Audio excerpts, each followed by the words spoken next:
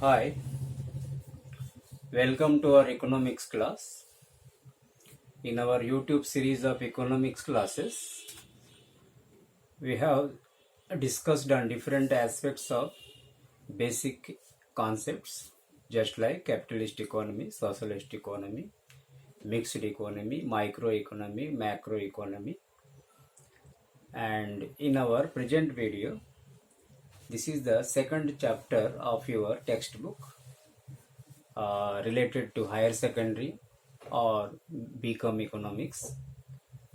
The title of the chapter is Basic Problems of an Economy. మన ఈ YouTube సిరీస్లో మనం ఏదైతే ఇంతకుముందు చర్చించుకున్నాం basic issues of an economy అంటే రకరకాల ఆర్థిక ఈ పరిస్థితులు ఏవైతే ఉన్నాయి రకరకాల ఎకానమీలు క్యాపిటలిస్ట్ ఎకానమీ అంటే పెట్టుబడిదారు వ్యవస్థ, సోషలిస్ట్ ఎకానమీ, సామ్యవాద వ్యవస్థ, ఈ రకంగా మిక్స్డ్ ఎకానమీ, మిశ్రమ ఆర్థిక వ్యవస్థ చదివాము. తర్వాత మ్యాక్రో ఎకానమీ చదివాము, మైక్రో ఎకానమీ చదివాము. ఎవరైతే ఆ వీడియోలు చూడలేదు అందులోకి వెళ్ళగలిగితే మీరు మరింత మీకు క్లారిటీ వస్తుంది. అయితే ఇక్కడ ఈ వీడియో ఆరంభించే ముందు 2 నిమిషాలు చిన్న క్లారిఫికేషన్, మీకు నచ్చితే వినొచ్చు. నేను ఈ వీడియోలు చూసి లైక్ చేయమని లేక ఏదో బెల్ నొక్కమని చెప్పాలనుకోవడం లేదు. ఎందుకంటే నా ఉద్దేశం ఈ వీడియోల ద్వారా ఏదో ఫినాన్షియల్ గెయిన్ ఈ యూట్యూబ్ కంపెనీల నుండి కాదు. అలాంటి గెయిన్ మాకేంటి అవసరం లేదు, మాకు జీతాలు ఉన్నాయి. ఇది ఖాళీ సమయాల్లో, విరామ సమయాల్లో ఈ సబ్జెక్ట్ అన్నది మన సమీపంలో ఉన్న తెలుగు పిల్లలకి వీళ్ళంత స్పష్టంగా అర్థం చేసే ప్రయత్నమే ఈ వీడియోలు. ఈ విరామ సమయం వెళ్ళిపోయి మళ్ళీ క్లాసులు ఆరంభమైపోతే బహుశా ఇవన్నీ చేస్తామో లేదో తెలియదు, చేయగలిగే అవకాశం ఉంటుందో లేదో తెలియదు. కాబట్టి ఎంతవరకు వీలవుతుందో అంతవరకు చేయగలము. అప్పుడు కూడా ఒకవేళ మీరు కామెంట్ బాక్స్లో రాసి మీకు ఏదైనా ఉపయోగం అవుతుంది అని చెప్తే మీ కామెంట్స్ తాలూకా పాజిటివ్ బేస్ మీ దృష్టిలో ఉంచుకొని కంటిన్యూ చేయొచ్చు. ఒకవేళ స్కూల్స్ అన్నీ ఓపెన్ అయిపోయిన తర్వాత కూడా సమయం చాలా తక్కువ ఉన్నా సరే మీకు ఉపయోగం అవుతుంది అన్నప్పుడు ప్రయత్నం చేస్తాను. ఉపయోగం లేదు అన్నప్పుడు లేదా కామెంట్లో ఏది రాయకపోయేటప్పుడు, నేను బిజీ అయిపోయేటప్పుడు ఈ వీడియోలు అక్కడితో ఆగిపోవచ్చు కూడా. కాబట్టి ఇక్కడ బెల్ నొక్కడాలు లేక లైక్ చేయడాలతో నాకు ఈ రకమైన ఆర్థికపరమైన లావాదేవీలతో సంబంధం నాకు లేదు. ఇది ఓన్లీ ఒక చిన్న ఎడ్యుకేషనల్ ఇనిషియేటివ్, అంత మాత్రమే. There is no monetary gain. ఇక టాపిక్లోకి వచ్చేసాము. ఈరోజు టాపిక్ ఏదైతే ఉందో సెకండ్ చాప్టర్, మీరు ఏ టెక్స్ట్ బుక్ చదవండి ఇంచుమించుగా చిన్న చిన్న తేడాల్లో 98% ఇలానే ఉంటుంది. సో సెకండ్ చాప్టర్లో మనం మాట్లాడతాం ఏంటి అంటే basic problems of an economy. అంటే ఏదైనా ఒక ఆర్థిక వ్యవస్థలో మౌలికమైన సమస్యలు ఏంటుంటాయి, ఇది అవుతుంది బేసిక్ ప్రాబ్లమ్స్. ఆర్థిక వ్యవస్థ అన్నప్పుడు అది క్యాపిటలిస్ట్ ఎకానమీ అవ్వచ్చు, సోషలిస్ట్ ఎకానమీ అవ్వచ్చు, మిక్స్డ్ ఎకానమీ అవ్వచ్చు, ఏదైనా అవ్వచ్చు. ఈ మూడు కానీ ఇంకేదైనా కొత్త ఎకానమీ కూడా అవ్వచ్చు. ఏదైనా సరే అందులో ముఖ్యంగా మౌలికమైన సమస్యలు ఏంటుంటాయి. సమస్యలు అన్నప్పుడు అన్ని రకాల సమస్యలే. మనకి నిద్ర పడడం లేదనుకో అది సమస్య, ఆకలి వేయడం లేదనుకో అది సమస్య. కానీ ఆ సమస్యలు కాదు ఇక్కడ. అందుకే ఇక్కడ ఒక స్పెసిఫిక్గా రాశారు యాడ్జెక్టివ్ ఏంటంటే బేసిక్, మౌలికమైన. అంటే సమస్యలు 2 రకాలు ఉండొచ్చు. ఒకటి ప్రైమరీ ప్రాబ్లమ్స్, సెకండరీ ప్రాబ్లమ్స్ 2 రకాలు ఉంటాయి. Basic problems, non basic problems. అంటే కొన్ని సమస్యలు ఇలాంటివి అంటే వాటిని సొల్యూషన్ చేయాల్సిన అవసరం ఉంటుంది, అది చేయకపోతే కాదు. మరికొన్ని సమస్యలు ఎలాంటివి అంటే అవి సొల్యూషన్ చేయకపోతే పెద్దగా భయంకరమైన నష్టాలు ఏంటి జరిగిపోవు, కానీ చేస్తే నీకు ఒక ఆనందం. ఫర్ ఎగ్జాంపుల్, నీకు ఉదయం లేవగాన ఒక బ్రష్, టూత్పేస్ట్ కావాలి, అదవుతుంది బేసిక్ ఇష్యూ. అలానే మధ్యాహ్నం భోజనానికి ఒక జొమాటో నుండి ఒక 350-400 రూపీస్ విలువైన ఏదైనా ఒక పిజ్జా ఆర్డర్ చేయాలి, అది నాన్ బేసిక్ ఇష్యూ. అంటే అది లేకపోయినా నువ్వు ఇంట్లో ఏదో అన్నం తినుకొని ఆకలిని తీర్చుకోగలవు. కానీ బ్రష్ పేస్ట్ అనేది ఇంత అవసరం అంటే అది లేకపోతే మరి నువ్వు ముందుకు వెళ్ళలేవు. ఎందుకంటే ట్రెడిషనల్ వస్తువులు ఏవైతే ఉన్నాయో అవి దొరకడం లేదు. సో ఇలాగా మన ఇష్యూస్కి ఏమో బేసిక్ అండ్ నాన్ బేసిక్గా విడగొట్టేటప్పుడు ఆ దేశంలో బేసిక్ ప్రాబ్లమ్స్ ఏంటి, నాన్ బేసిక్ ప్రాబ్లమ్స్ చూస్తాం. బేసిక్ ప్రాబ్లమ్స్ ఆ వ్యవస్థలో ఏంటుంటాయి. ఒకవేళ మీ చేతిలో క్యాపిటలిస్ట్ ఎకానమీకి వచ్చిందనుకోండి, ఆ సమయంలో మీరు ఆర్థికవేత్తలు లేక ఆర్థికవేత్తల దగ్గర పనిచేస్తున్న ఆఫీసర్లు మీరు అయ్యారు అనుకోండి. సో మీరు ఆ ప్రాబ్లమ్స్ ఎలా సాల్వ్ చేస్తారు? ఎలాగైతే మనకి ప్లానింగ్ కమిషన్ ఉంది, నీతి ఆయోగ్ అంటారు.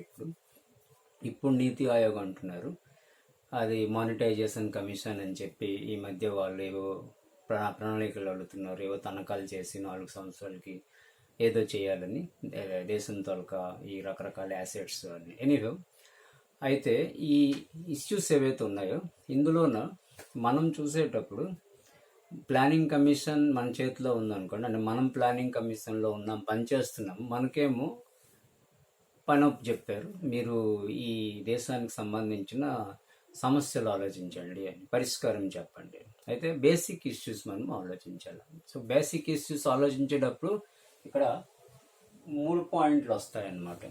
3 పాయింట్లు ఏంటి అంటే, ఒకటి అన్లిమిటెడ్ హ్యూమన్ వాంట్స్, నంబర్ 1 అవుతుంది అన్లిమిటెడ్ హ్యూమన్ వాంట్స్, నంబర్ 2 అవుతుంది లిమిటెడ్ రిసోర్సెస్, నంబర్ 3 అవుతుంది fulfilment of unlimited wants with limited resources. ఇవి నార్మల్గా 3 పాయింట్లు ఉన్నాయి, కానీ ఇంచుమించు ఆర్థిక వ్యవస్థ యొక్క టోటల్ సమస్య అంతా కూడా ఇందులోనే మనం ఇరికించేసాం అన్నమాట. మనం అంటే మనం కాదు, మన ఈ ఎకనామిక్స్కి సంబంధించిన ఎక్స్పర్ట్స్ ఎవరైతే ఉన్నారో మేధావులు, వాళ్ళు ఇరికించేశారు మన దేశంతో టోటల్ సమస్యలను. ఎలాగైతే నంబర్ 1 మన సమస్య ఏంటి, అన్లిమిటెడ్ హ్యూమన్ వాంట్స్. అంటే దేశము అంటే ఆర్థిక వ్యవస్థ, అంటే ఆర్థిక వ్యవస్థ ఏదో జంతువులతోటో లేక కీటకాలతోటో లేదు కదా. ఆర్థిక వ్యవస్థ అంటే ఆర్థిక వ్యవస్థ is connected with financial system, is connected with humans, people. అంటే ప్రజలే లేకపోతే ఆర్థిక వ్యవస్థే లేదు. కాబట్టి ఆర్థిక వ్యవస్థ అంటేనే ప్రజలు అన్నప్పుడు ఆ ప్రజల తాలూకా ఈ వాంట్స్ ఏవైతే ఉన్నాయో హ్యూమన్ వాంట్స్ అవేమో అన్లిమిటెడ్. కాబట్టి మనకు దేశం చెప్పారు, మీరు ప్రజల కోసం చూడండి, ప్రజల ఎన్నుకోబడిన, అంటే ప్రజాస్వామ్యంలో ప్రజలే ఓట్లు వేసి గెలిపోయి మీకు అందించారు. కాబట్టి ఈ వ్యవస్థలో సమస్యలు మీరు పరిష్కరించండి అన్నప్పుడు, మనుషుల తాలూకా సమస్యలు ఎప్పుడైతే పరిష్కరించడానికి మనం ముందుకు వెళ్తున్నామో, మనిషి సమస్యలు పరిష్కారము చేయలేకపోతాం. ఎందుకు చేయలేకపోతున్నాం అంటే మనిషి తాలూకా కోరికలు అవన్నీ అన్లిమిటెడ్ అనమాట. అన్లిమిటెడ్ అంటే మీకు అర్థమవుతుంది. ఇప్పుడు ఏంటంటే మనం ఒక ఫోన్ కొన్నాము, ఫోను పాత అయిపోయింది ఒక 6 నెలల తర్వాత. పక్కన ఫ్రెండ్ మరో కొత్త ఫీచర్స్ ఉన్న ఎంఐ ఫోను, మరో కొత్త నోటు ఎంతో ఒక నంబరు తీసుకున్నాడు. సో అది నువ్వు ఎలానో ఒకలాగా ఆ ఫోన్ ఎవరికో అప్పచెప్పి లేక రీసేల్లో అమ్మేసి ఆ ఫోన్ తీసుకోవాలనుకున్నావు. అదైంది అన్లిమిటెడ్ వాంట్స్ అనమాట. అంటే అది ఆల్రెడీ ఆ పార్ట్లో నడుస్తూనే ఉంది ఒక వాంట్. మరొక సైడ్ ఇంకొక వాంట్ ఏంటి నడుస్తుంది అంటే, ఇంట్లో టెలివిజన్ ఉంది, టెలివిజన్ అనేది కొంచెం నార్మల్ టెలివిజన్ అయిపోయింది, అంటే అది ఇంకాస్త మోడర్నైజ్ చేసి స్మార్ట్ టెలివిజన్లోకి మార్చడానికి కొత్త ఫీచర్స్, అంటే ఈ యూట్యూబ్ వీడియోలు కూడా స్విచ్ నొక్కిస్తే ఆ టెలివిజన్లో రాగలిగినట్టు అది కొనాలి. కాబట్టి ఒక టెలివిజన్ ఉండుగా మరొక టెలివిజన్ కొనాలి అంటే ఆ టెలివిజన్ని ఏదో ఒక రకంగా బయటికి పంపించేయాలి. బయటికి ఏదో తక్కువ ధర కంపెనీ, ఇది అవుతుంది హ్యూమన్ వాంట్స్. ఈ హ్యూమన్ వాంట్స్ అనేవి ఏంటవుతుందంటే అన్లిమిటెడ్ అంటే నీకు ఒక కోరిక ప్రవేశించి అది పరిష్కారము ఆ దేశం చేసినంతలోనే అది ఆ దేశం చేయొచ్చు, లేక నీకు నువ్వే చేసుకోవచ్చు. మరో కోరిక నీళ్ళు ప్రవేశించి ముందుకు వస్తుంది అనమాట. ఇదైంది ఒక సమస్య, దేశం ఎదుర్కొనే బేసిక్ సమస్య. నెక్స్ట్ అవుతుంది ఏంటంటే లిమిటెడ్ రిసోర్సెస్ అంటే మనిషి తాలూకా కోరికలు చాలా ఉంటాయి, కానీ రిసోర్సెస్ అనేది లిమిటెడ్. ఫర్ ఎగ్జాంపుల్ ఎలక్ట్రిసిటీ అన్నది ఒక అన్లిమిటెడ్గా మనం తయారు చేయలేకపోతున్నాం, ఒక లిమిటెడ్గా తయారు చేస్తున్నాం. ఇప్పుడు కూడా 100% పాపులేషన్ కానీ ఎలక్ట్రిసిటీ ఉపయోగిస్తే మన ఎలక్ట్రిసిటీ చాలకపోవచ్చు. ఆ తర్వాత మనము ఇంకా కొత్త ఫ్యాక్టరీలు కట్టాల్సిన అవసరం పడవచ్చు. 100% పాపులేషన్ అండ్ అన్ని రకాల సదుపాయాలు అనుభవించగలిగితే ఎలక్ట్రిసిటీ ద్వారా, అప్పుడు మళ్ళీ ఈ ఎలక్ట్రిసిటీ చాలదు. ఉదాహరణకి ఏసీలే ప్రతి ఇంట్లోన ఒక ఏసీ ఉండి మొత్తం ఆల్ ఇండియన్ పాపులేషన్ మొత్తం కానీ ఏసీలు పెట్టుకోగలిగితే, ఆ ఏసీలకి ఏదైతే రా మెటీరియల్ కావాలి ఆ తర్వాత ఆ ఏసీ నడవడానికి ఏదైతే ఎలక్ట్రిసిటీ కావాలి అది, ఆ ఎలక్ట్రిసిటీ నడవడానికి తయారు చేయడానికి ఏదైతే మళ్ళీ రా మెటీరియల్ కావాలి, బొగ్గు అవ్వచ్చు, ఇంకేదైనా అవ్వచ్చు, అది ఇవన్నీ కూడా మనము రా మెటీరియల్స్ అంటాం.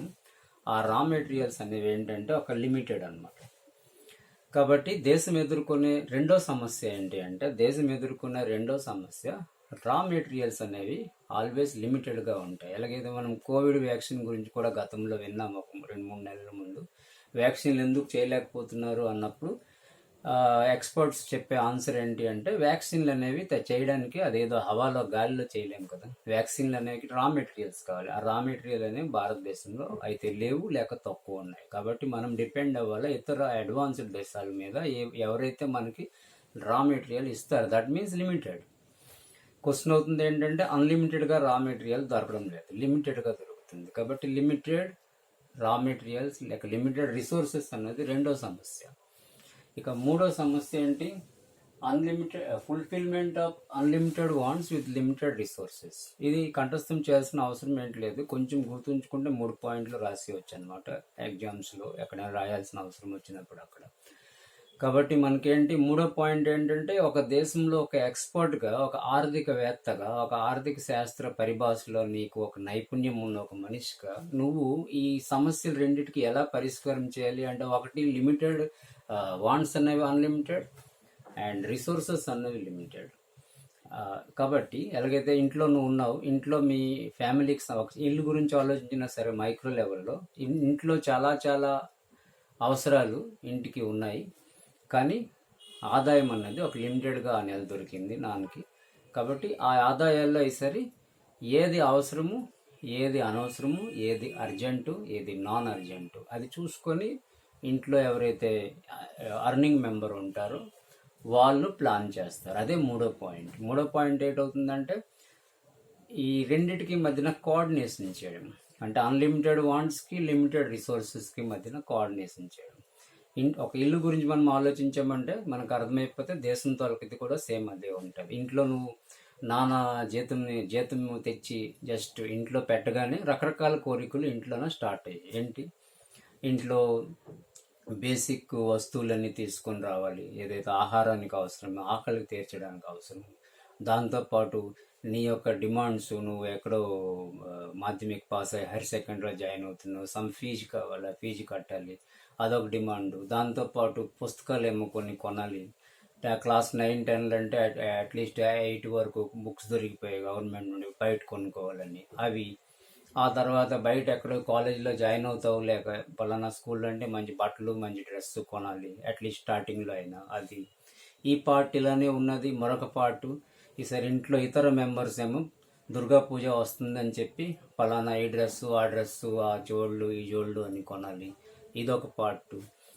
ఈ 2 పార్ట్లు ఉండనే ఉన్నాయి. సడన్గా ఇంట్లో ఎవరో తలుపు కొట్టారు, తలుపు కొట్టి లోనికి ప్రవేశించి సార్ మరి అదే చుట్టాలు ఎవరో వచ్చారు, పలానా ఇది మ్యారేజ్ ఉంది, లేక పలానా గృహప్రవేశం ఉంది, పలానా ఇది ఉంది, మీరు రండి సార్. వాళ్ళు చెప్పే వాళ్ళ తాలూకా మీకున్న అనుబంధం బట్టి, మీకున్న రిలేటివ్సా లేక ఫ్రెండ్సా లేక ఆ రిలేషన్ తాలూకా తీవ్రత బట్టి ఆ తాలూకా ఏదైతే విరాళం ఇవ్వాలి లేక గిఫ్ట్ ఇవ్వాలి, వాట్ ఎవర్ మేబీ, ఆ అమౌంట్. ఈ రకంగా ఇందులోనే సరే నాన్న తనకున్న అతి తక్కువ జీతంలో లేక దొరికే ఒక లిమిటెడ్ జీతంలో, లిమిటెడ్ అన్న పదం వాడని చూడండి, అదే లిమిటెడ్ జీతంలో, అదే లిమిటెడ్ రిసోర్స్.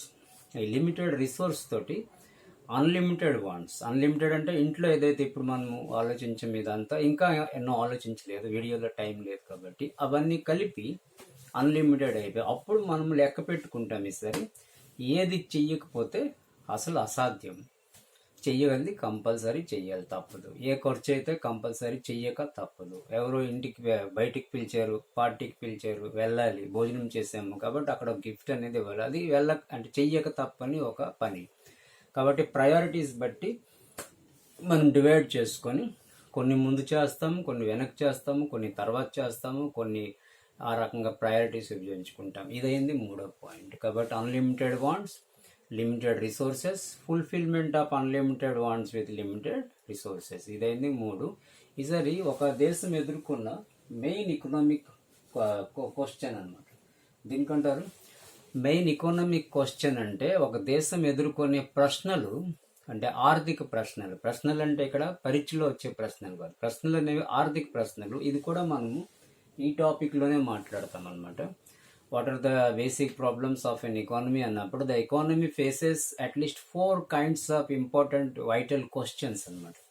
మనం ఇప్పుడు ఏదైతే ప్రాబ్లమ్స్ మాట్లాడామో ఆ ప్రాబ్లమ్స్ నార్మల్గా జనరల్ లాంగ్వేజ్లో మాట్లాడాము. అది ఎలాను రాయాలి, రాసిన తర్వాత ఇంకొంచెం అడ్వాన్స్డ్ లెవెల్లోకి ముందుకు తీసుకోవాలి ఆన్సర్.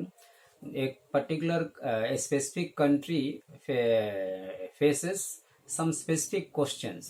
సో దీన్ని 4 భాగాలుగా విడగొట్టారు ఎకనామిస్టులు. ఆ దేశం ఎదుర్కొన్న ఆ ప్రశ్నల్ని అదేంది, ఒకటి వాట్ టు ప్రొడ్యూస్, ఇవి కంపల్సరీ మీరు రాయాల్సి ఉంటుంది అనమాట. అంటే మీరు దానికి ఎక్స్ప్లెయిన్ ఎలా చేస్తారు తర్వాత మాట, అది నేను అతి త్వరలో అర్థం చేయిస్తాను మీకు చాలా సింపుల్గా. కానీ రాసేటప్పుడు మాత్రం a country faces 4 kinds of economic problems. Number 1 అవుతుంది వాట్ టు ప్రొడ్యూస్, నంబర్ 2 అవుతుంది in what quantity to produce, number 3 అవుతుంది హౌ టు ప్రొడ్యూస్, నంబర్ 4 అవుతుంది ఫర్ హూమ్ టు ప్రొడ్యూస్. ఈ 4 మీరు మెమరీ చేసుకొని ఉంచుకోవాలి. చాలా సింపుల్ లాంగ్వేజ్, సింపుల్ పాయింట్స్. ఈ 4 ఓన్లీ పాయింట్స్ మాత్రం మెమరీ చేసుకోవాలి. మీరు హెచ్ఎస్లో ఉన్న, బీకామ్లో ఉన్న, ఎన్లో ఉన్నా సరే ఈ టైప్ ఆఫ్ క్వశ్చన్స్ ఎక్కడైనా రాయాల్సిన అవసరం వచ్చినప్పుడు మెమరీ చేసుకోవాలి. రాయాల్సిన అవసరం రానప్పుడు కూడా మీకు ఇవి గుర్తుండడం ద్వారా మీకు వచ్చే నష్టమేమీ లేదు. దాని తర్వాత ఏవైతే టాపిక్స్ వస్తాయో అవి మీకు క్లారిటీ అయిపోతాయి అన్నమాట వీటి తాలూకా హెల్ప్ ద్వారా. అయితే ఈ 4 పాయింట్లో మనము ఒక్కొక్కటి జస్ట్ నేను అర్థం చేసేస్తాను చాలా ఈజీగా. మీరు రాసేటప్పుడు ఒక 2, 3, 4, 5 ఇంగ్లీష్ వాక్యాలు యాడ్ చేసి ఈసారి మార్కులు చూసుకొని దానికి ఎన్ని మార్క్స్ ఇస్తున్నారో ఆ మార్క్స్ చూసుకొని according to the marks criteria me taluka length of language, length of answer పెంచుకుంటూ వెళ్ళాలి. తక్కువ మార్కులు కానీ అడిగితే కొంచెం తగ్గించి రాయాలి. ఈ స్కిల్ అనేది అట్లీస్ట్ మీకు అవసరం ఉంటుంది. అంతేగాని బ్లైండ్గా ఏదో ఆన్సర్ రాసిస్తే కాదు కదా, సమ్ క్రియేటివ్గా ఆలోచించాలన్నమాట. అయితే ఇప్పుడు క్వశ్చన్ అవుతుంది వాట్ టు ప్రొడ్యూస్. ఇందాకే మనం మాట్లాడాం every economy, whether it is capitalist economy or socialist economy or mixed economy, will face 4 kinds of questions. And the first question is what to produce. అంటే what to produce అన్నప్పుడు ఇలా ఇందాకైతే ఇల్లు గురించి మాట్లాడి మీకు సింపుల్ ఉదాహరణతో చెప్పాను. ఇంట్లో నాన్నేమో జీతం తెచ్చేటప్పుడు ఏదైతే ఫ్యామిలీలో ఇన్ని రకాల ఖర్చులు ఫ్యామిలీలు వాళ్ళు, అంటే కుటుంబ సభ్యులు, నాన్న కొడుకు అవ్వచ్చు, కుమార్తె అవ్వచ్చు, భార్య అవ్వచ్చు, ఇంక 2 కొడుకులు అవ్వచ్చు, లేక 2 కుమార్తెలు అవ్వచ్చు, వాట్ ఎవర్ మీరు, ఇన్ని రకాల సమస్యల్లో అతను వాట్ టు సాల్వ్ అంటే ఏది సాల్వ్ చేయాలి, తనకున్న లిమిటెడ్ శాలరీలో ఏది సాల్వ్ చేయకపోతే అది అవ్వదు. ఎలాగైతే అబ్బాయి అడ్మిషన్ అయ్యాడు, ఒక 2,000 కట్టాలనుకో అది కంపల్సరీ సాల్వ్ చేయాలి. జొమాటోలో ఫుడ్ ఆర్డర్ చేయాలా, పిజ్జా లేక బర్త్డే పార్టీ ఎవరిదో ఉంది ఇంట్లోనూ ఆ నెల చేయాలా, అది అతను ఇన్కమ్ చూసుకొని వాయిదా వేసుకోవచ్చు. అది అంటే ఏది చెయ్యాలి ఏది చేయకూడదు అన్నప్పుడు ఫస్ట్ ప్రయారిటీ అతను రాసుకుంటారు, ఇది కంపల్సరీ చేయాలి. లేక వైఫ్ ఏమో ఒక 4,000 చైర్ ఏమో జస్ట్ ఆర్డర్ ఇమ్మన్నది, సో అది అతను సైడ్కి నడపవచ్చు. లేదు ఇప్పుడు అబ్బాయి తరక ఫీజు కట్టాలి కాబట్టి నీ చైర్ అన్నది ఇప్పుడు నాట్ ఇంపార్టెంట్, అల్మీరాలో చాలా చైర్లు ఉండొచ్చు, యూ క్యాన్ మేనేజ్ దట్, ఇప్పుడు అది వైటల్, ఎందుకంటే it is related to his life, అది మనం పోస్ట్ పోన్ చేయలేము. ఇలాగా వాట్ దేశం కూడా ఆలోచిస్తుంది. నువ్వెలాగా మీ ఇంట్లో మీ నాన్న ఎలాగైతే ఆలోచించారో దేశంతో కూడా అధినేతలు ఎవరైతే ఉంటారో ఫినాన్షియల్ ఎక్స్పర్ట్స్, ఎకనామిక్ ఎక్స్పర్ట్స్, వాళ్ళు ఆలోచిస్తారు. The first question they will face what to produce. What to produce అంటే అర్థం ఏంటి, నాన్న ఎలాగైతే ఫేస్ అయ్యారు, ఏం ఖర్చు ముందు చేయాలి, ఏ ఖర్చు తర్వాత చేయాలి, ఏ ఖర్చు మిడిల్లో చేయాలి, ఏ ఖర్చు విడిచిపెట్టేయాలి. సేమ్ అదే దేశం కూడా ఆలోచిస్తుంది. వాట్ టు ప్రొడ్యూస్ అంటే ఈ దేశానికి చాలా చాలా వస్తువులు అవసరం, మొబైల్ ఫోన్లు అవసరము, జెరాక్స్ మిషన్లు అవసరము, ప్రింటర్లు అవసరము, కంప్యూటర్లు అవసరము, తర్వాత పెద్ద పెద్ద క్యాపిటల్ ఇండస్ట్రీ తాలూకా పెద్ద యంత్రాలు అవసరం. అంటే ఇప్పుడు రకరకాల మిల్లుల్లో ఏదైతే యంత్రాలు పెద్ద పెద్దవి ఉంటాయి ఆ యంత్రాలు కూడా కావాలి కదా, అవి ఉంటేనే ఆ వస్తువు ప్రొడ్యూస్ అవుతుంది. సో ఆ యంత్రాలు అవసరము, ఫ్రిడ్జ్లు అవసరము, ఇలా hundreds and thousands of consumer goods ఏదైతే ఈ దేశానికి, ఈ ప్రజలకి నేను ఇవ్వాలి అంటే వాళ్ళు అడుగుతున్నారు నేను ఇవ్వాలి. అయితే వీటిలో వాట్ టు ప్రొడ్యూస్ అంటే నేను ఏది ప్రొడ్యూస్ చేయాలి, ఏది ఆపాలి, ఏది వెనక్కి నడపాలి. సరిగ్గా ఇంట్లో మనం ఎలాగో ఆలోచించాము, ఏది చెయ్యాలి, ఏది ఆపాలి, ఏది తర్వాత చేయాలి, ఏది చెయ్యకూడదు. ఇప్పుడు 5-6 నెలలు ఇలా ఎలాగైతే నా ఇంట్లో ఎవరి అర్నింగ్ మెంబర్ నాన్నో అమ్మో ఎవరు వాళ్ళు ఆలోచిస్తారు కదా, సరే అదే టైప్లో అదే కాన్సెప్ట్లో సరే దేశం కోసం మనం ఆలోచిస్తాము. ఈ దేశానికి ఏంటి అతి ముఖ్యంగా అవసరము, ఏంటి తర్వాత మనం చేసినా పర్వాలేదు. ఇది పర్టికులర్లీ ఒక దేశం ఎదుర్కొనే ప్రత్యేకమైన సమస్య. ఈసారి వాట్ టు ప్రొడ్యూస్ అన్నది దేశం మధ్యన తేడా అయిపోవచ్చు. ఉదాహరణకి మనం అంటే మన దేశంలో మనము అనుకుంటాం అనుకోండి, మన దేశాధినేతలు అనుకున్నారు, లేదు మనం మన దేశం కోసం ఇప్పుడు అంటే చాలా ఇంపార్టెంట్ అనుకోండి మొబైల్ ఫోన్లు. ఇప్పుడు మొబైల్ ఫోన్లు పిల్లలకు చాలా అవసరం. చైనా నుండి ఇంపోర్ట్ చేస్తున్నాము, చైనా నుండి ఇంపోర్ట్ చేస్తుంటే ఆ రెవెన్యూ అంతా వాళ్ళ దేశంకి వెళ్ళిపోతుంది. కాబట్టి మనం ఇప్పుడు మొబైల్ ఫోన్లు తయారు చేద్దాం అంటే ఈ దేశం అనుకుందాం. So our first priority is in this 2021 and 20 is to create as many phones as possible. ఇది వాట్ టు ప్రొడ్యూస్లోకి వస్తుంది. కానీ ఇదే మళ్ళీ వేరే దేశంకి వెళ్ళేటప్పుడు వాళ్ళ ప్రయారిటీస్ మళ్ళీ మారిపోయి ఉండొచ్చు. ఏమో వాళ్ళ దేశంలో ఆల్రెడీ మన మొబైల్ ఫోన్లు ఏదైతే మనకున్నాయి మనకంటే చాలా హై రేంజ్లో వాళ్ళ దేశంలో పెనిట్రేట్ అయ్యి ఇప్పటికీ ఉండొచ్చు. అలాగే అమెరికా, జర్మనీ, ఫ్రాన్స్ లాంటి అడ్వాన్స్డ్ దేశాల్లోకి వెళ్ళేటప్పుడు వాళ్ళకి మళ్ళీ వాట్ టు ప్రొడ్యూస్ మనకు వాట్ టు ప్రొడ్యూస్లో తేడా అయిపోవచ్చు. మన వాట్ టు ప్రొడ్యూస్ అనుకోండి 2020, 2021 అనుకోండి మొబైల్ ఫోన్లు అనుకున్నాము. ఫర్ ఎగ్జాంపుల్ ఇది అవ్వాలనేట్లేదు. సరిగ్గా అమెరికా, జర్మనీ, ఫ్రాన్స్ ఆ దేశాలు ఏవైతే ఉన్నాయో వాళ్ళు అలా అనుకోకపోవచ్చు. వాళ్ళకి ఆల్రెడీ మొబైల్ పెనిట్రేషన్ చాలా సక్సెస్ఫుల్గా 100% ప్రతి ఇంట్లోన స్మార్ట్ ఫోన్స్ ఆల్రెడీ 4-5 ఆల్రెడీ ఉన్నాయి. ఇంకా ఫ్యాక్టరీలో విపరీతంగా పడినాయి అనుకోండి, యాపిల్ ఫోన్లు, ఆ ఫోన్లు, ఈ ఫోన్లు. అలాంటప్పుడు వాళ్ళు తమ తాలూకా వాట్ టు ప్రొడ్యూస్లోన అవి అనుకోరు. ఏంటనుకోరు, మొబైల్ ఫోన్లు మేము చేయాలని వాళ్ళు అనుకోరు. వాళ్ళు అనుకోవచ్చు ఎలాగా, భారతదేశం లాంటి దేశాలకి చాలా క్యాపిటల్ ఇండస్ట్రీస్ ఏవైతే ఉన్నాయో వాళ్ళు చేయలేరు, మనం చేయగలుగుతున్నాం. అంటే వాళ్ళ ఫ్యాక్టరీల్లో భారతదేశము, పాకిస్తాన్, బంగ్లాదేశ్ ఇలాంటి చిన్న దేశాలు ఏవైతే ఉన్నాయో వాళ్ళ ఫ్యాక్టరీల్లో ఏవైతే పెద్ద పెద్ద మెషిన్స్ పెడతారో ఆ మెషిన్స్ వాళ్ళు చేయలేరు. అది ఓన్లీ మన దగ్గరే తీసుకుని ఉంటారు. కాబట్టి మన ప్రయారిటీ ఇప్పుడు ఈ చిన్న మొబైల్ ఫోన్లు పట్టుకుంటే మనం అభివృద్ధి కాలేము. ఈవేళ మొబైల్ చేసామంటే సంవత్సరం తర్వాత మొబైల్ పోతుంది. కాబట్టి మనం తయారు చేయాలి క్యాపిటల్ ఇండస్ట్రీస్, అంటే చాలా హై లెవెల్ యంత్రాలు మనం తయారు చేయాలి. ఎలాగైతే ఎంఆర్ఐ చేస్తారు ఈ డయాగ్నోస్టిక్ పరిశ్రమలు, ఎంఆర్ఐ యంత్రాలు ఎక్కడి నుండి వస్తున్నాయి, బయట దేశం నుండి వస్తున్నాయి. ఈ సిటీ స్కాన్స్ ఏవైతే మనం అంటాము, పెద్ద స్కాన్ యంత్రాలు ఎక్కడి నుండి వస్తున్నాయి, బయట దేశం నుండి వస్తున్నాయి. అంటే వాళ్ళ ప్రయారిటీస్ మన ప్రయారిటీస్ మళ్ళీ తేడా అయిపోతుంటుంది. అంటే అది అప్పుడున్న అభివృద్ధి పట్టి కూడా అది తేడా అయిపోతుంటుంది. అంటే బహుశా వాళ్ళు చేయగలరు, వాళ్ళకి నాణ్యత ఉంది, వాళ్ళకి కెపాసిటీ ఉంది, వాళ్ళు అందులో ఆరితేరిపోయినారు కాబట్టి వాళ్ళు అవలీలుగా చేసేయగలరు. అదే పని మనం చేయాలని ఈరోజు మనం అనుకుంటే మన నీతి ఆయోగ్ వ్యక్తులు, మన ఎకనామిస్టులు కష్టం అవ్వచ్చు, కాస్ట్లీ అయిపోవచ్చు.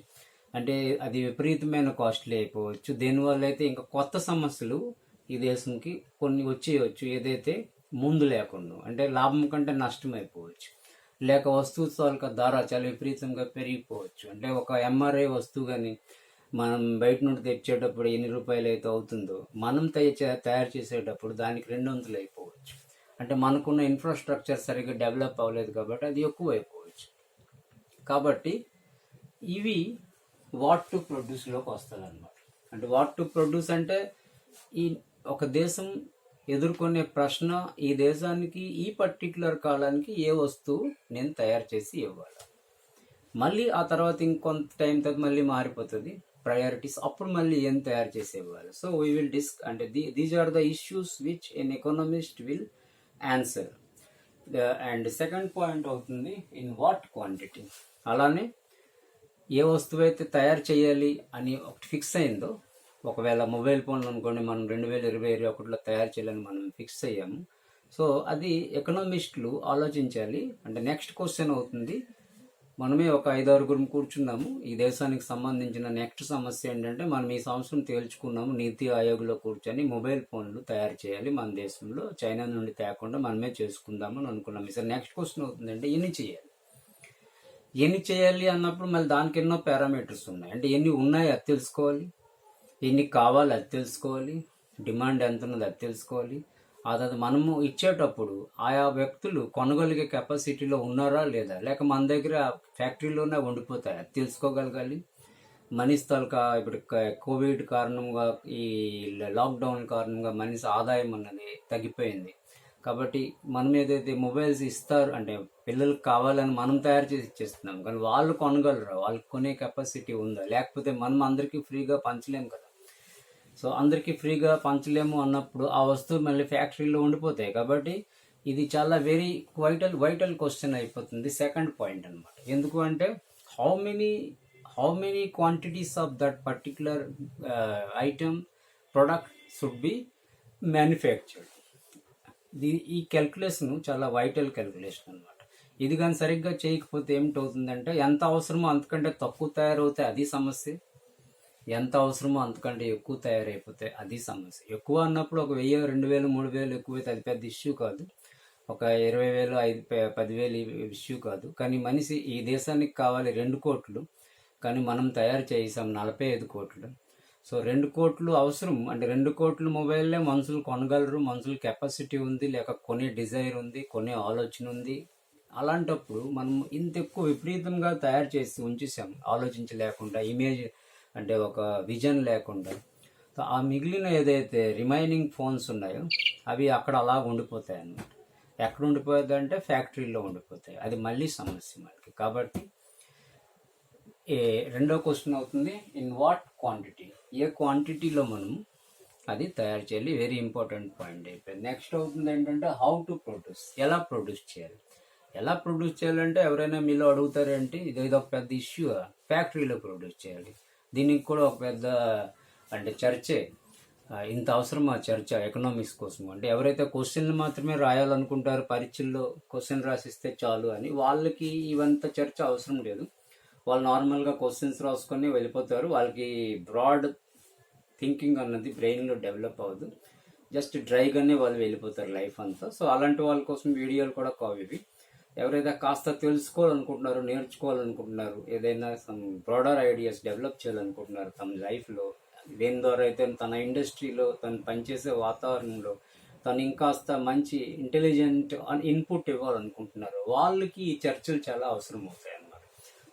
అలాంటి వాళ్ళ కోసం ఆలోచించే అలాంటి వాళ్ళు ఈ చర్చ అనేది కాస్త డెవలప్ చేసి చేయాల్సి వస్తుంటుంది. సో నెక్స్ట్ అవుతుందంటే హౌ టు ప్రొడ్యూస్లో, హౌ టు ప్రొడ్యూస్ మీరు ఏదైతే అనుకుంటున్నారో అది కాదు. హౌ టు ప్రొడ్యూస్ అవుతుంది 2 రకాలు. ఒకటి capital intensive and labour intensive, 2 రకాలు.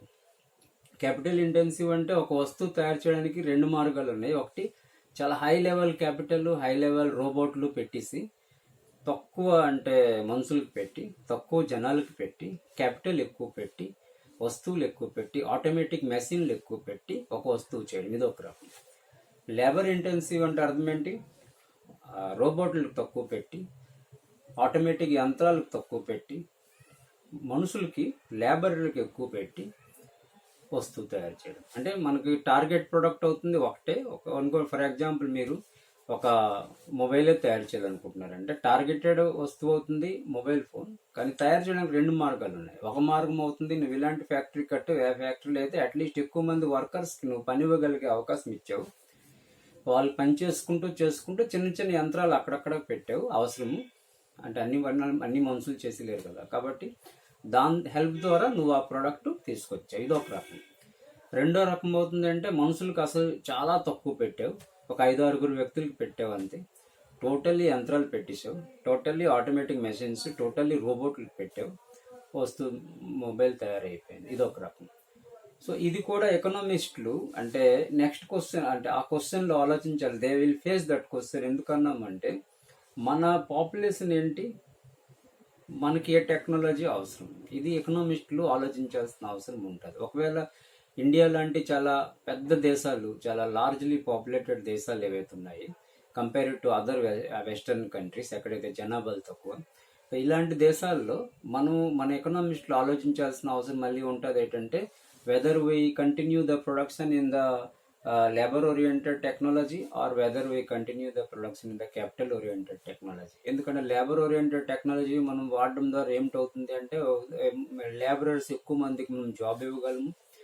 సో అలాగా ఎక్కువ యంత్రాలు ఎక్కువ ఫ్యాక్టరీలు ఉన్నప్పుడు ఎక్కువ మంది ఉద్యోగస్తులు అందులోకి వెళ్ళడం ద్వారా ఒక వస్తువు తయారవుతుంది, అదొక అచీవ్మెంట్. మరొక అచీవ్మెంట్ అదొక ఫుల్ఫిల్మెంట్. మరొక అచీవ్మెంట్ ఏంటంటే ఈ వస్తువులు ఏవైతే తయారవుతున్నాయో ఇది కొంతమంది వ్యక్తులకు ఉద్యోగాన్ని క్రియేట్ చేస్తాయి చాలా ఎక్కువ రోజుల వరకు. ఇది ఒక టార్గెటెడ్. అంటే ఒకేసారి మనం 2 రకాల సొల్యూషన్ చేయగలుగుతున్నాం. ఒకవైపు అన్ఎంప్లాయ్మెంట్ని ఆపుతున్నాము లేక తగ్గిస్తున్నాము, ఇది ఒక మ్యాక్రో ఎకనామిక్ అంటే మనకి ఛాలెంజ్ మనకి. మరొక వైపు మనం ఒక వస్తువుని ప్రొడ్యూస్ చేయగలుగుతున్నాం అనమాట, ఇది ఒక మైక్రో ఎకనామిక్ అచీవ్మెంట్. ఈ రకంగా మనము కోఆర్డినేట్ చేస్తాం. అలా కాకుండా అనుకోండి ఇండియా లాంటి దేశాల్లో హైలీ క్యాపిటల్ ఓరియంటెడ్ టెక్నాలజీ మనం తీసుకొచ్చామనుకోండి, అప్పుడు ఏంటవుతుందంటే వస్తువు మాత్రమే తయారవుతుంది అండ్ ఈ జనాలకి ఏదైతే జాబ్లు ఇవ్వాలో ఈ జాబ్లు ఇచ్చే అవకాశం అక్కడ లేదు ఆ ఫ్యాక్టరీలో. కొంతమంది టెక్నికల్ ఎక్స్పర్ట్స్కి ఒక 2-3 లక్షల జీతాలు నెలకు ఒక 3 లక్షలు ఇచ్చేస్తే వాళ్ళు సరదా అయిపోతారు. వాళ్ళ ఇంట్లో చెప్పుకుంటారు, నాన్న నాకు చాలా హెవీ జీతం దొరుకుతుంది, మంచి శాలరీ దొరుకుతుంది అంటే వాళ్ళ ఇంటోళ్ళు అందరూ సరదా అయిపోతారు. కానీ పాయింట్ అవుతుంది అంటే దేశం కోణంలో అది పెద్ద లాభం అవుతుంది. దేశంలో ఎవరో ఒక 5-6 అభివృద్ధి అవుతారు, లేక 2%, 1% అభివృద్ధి అవుతారు. కానీ చాలా ఎక్కువ మందికి జాబులు లేకుండా ఉంటాయి. కాబట్టి ఇది నేను అనడం లేదు ఏంటి కావాలి ఏంటొద్దు అన్నది ఎకనామిస్టులు ఆలోచిస్తారు. ఆ పర్టికులర్ ఆస్పెక్ట్లో ఆ పర్టికులర్ దేశం తాలూకా ఒక జాగ్రఫికల్ హిస్టారికల్ సిచ్యువేషన్లో నేపథ్యంలో ఏ టెక్నాలజీ ఎలాగా మనం వస్తువుని తయారు చేయాలి, హౌ టు ప్రొడ్యూస్, దానికి అంటాం హౌ టు ప్రొడ్యూస్. నెక్స్ట్ అవుతుంది ఏంటి, ఫర్ హూమ్ టు ప్రొడ్యూస్, ఎవరి కోసం తయారు చేయడం. ఎవరి కోసము అన్నప్పుడు కన్జ్యూమర్స్ కోసం తయారు చేసే మనం అందుకున్న వాళ్ళు ఎవరంటే కన్జ్యూమర్స్. సో కన్జ్యూమర్స్ కూడా రకరకాలుగా ఉంటారు.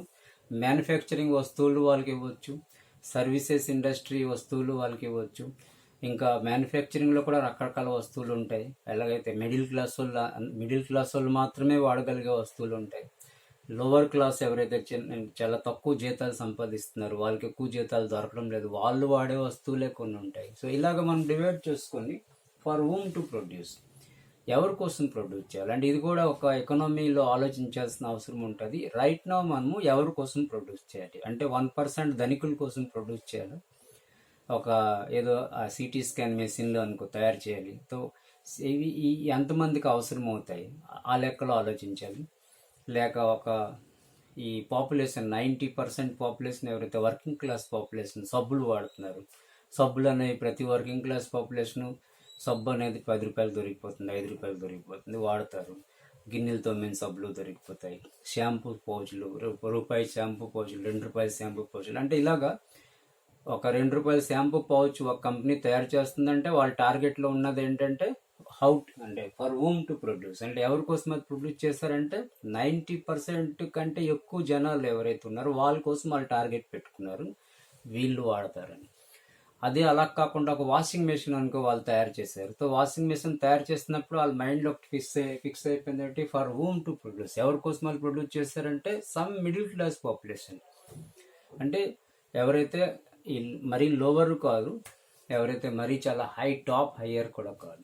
టాప్ హయ్యర్ అయినప్పుడు వాళ్ళ వస్తువులన్నీ పెద్ద పెద్ద కూలీ ఎవరైతే ఉంటారు పని మనుషులు, 5 పని మనుషులు, రకరకాల పని మనుషులు గుంజుకుంటారు, వాళ్ళే అన్నీ చేసేస్తారని.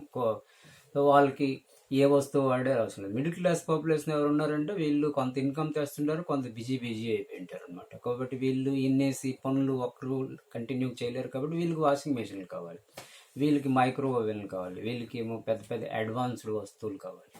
కాబట్టి ఈ వస్తువులు చేసేటప్పుడు మన టార్గెట్ అవుతుందంటే middle class population. Some percentage of middle class, అదే 60% అవ్వచ్చు, 50% అవ్వచ్చు, 70 అవ్వచ్చు, లేక ఓన్లీ 20%. ఒక్కొక్క దేశంలో అది తేడాలు ఉంటాయి. మళ్ళీ ఇండియాలో మిడిల్ క్లాస్ పాపులేషన్ 1% ఉంటాయి, బయట దేశాలకు వెళ్ళినప్పుడు మిడిల్ క్లాస్ పాపులేషన్ మళ్ళీ పెరిగిపోవచ్చు. ఈ రకంగా ఒక క్లాస్ ఆఫ్ పాపులేషన్ మనం దృష్టిలో ఉంచుకున్నప్పుడు మనం చూస్తాం ఫర్ హూమ్ టు ప్రొడ్యూస్, అంటే ఎవరి కోసం మనము ప్రొడ్యూస్ చేస్తున్నాం అన్నమాట. ఈ లెక్కలో మనం చూసామంటే basic issues of an economy ఏదైతే basic problems of an economy ఏదైతే హెడ్డింగ్ పెట్టాము, what are the basic problems of an economy అంటే ఆర్డినరీ సెన్స్లో మనం చూసాం ఏంటంటే the people have unlimited wants but they have limited resources. So we have to coordinate balance the limited resources with the unlimited wants. అంటే ఇంట్లో ఎలాగైతే balance చేస్తామో బయట దేశంలో కూడా మనం అలాగే బ్యాలెన్స్ చేస్తాం. ఈసారి ఇంకొంచెం అడ్వాన్స్డ్ లెవెల్లో వెళ్ళేటప్పుడు in every economy the particular country will face the following 4 problems. ఆ ప్రాబ్లమ్స్ ఏంటో చూసాము లైన్ మీద.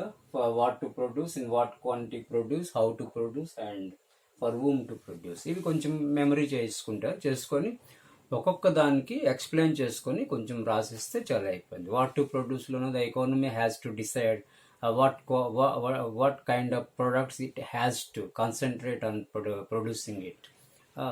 అండ్ నెక్స్ట్ పాయింట్లో అవుతుంది ఇన్ వాట్ క్వాంటిటీ అన్నప్పుడు and the economy has to will face the question of producing the specific quantity of that particular production.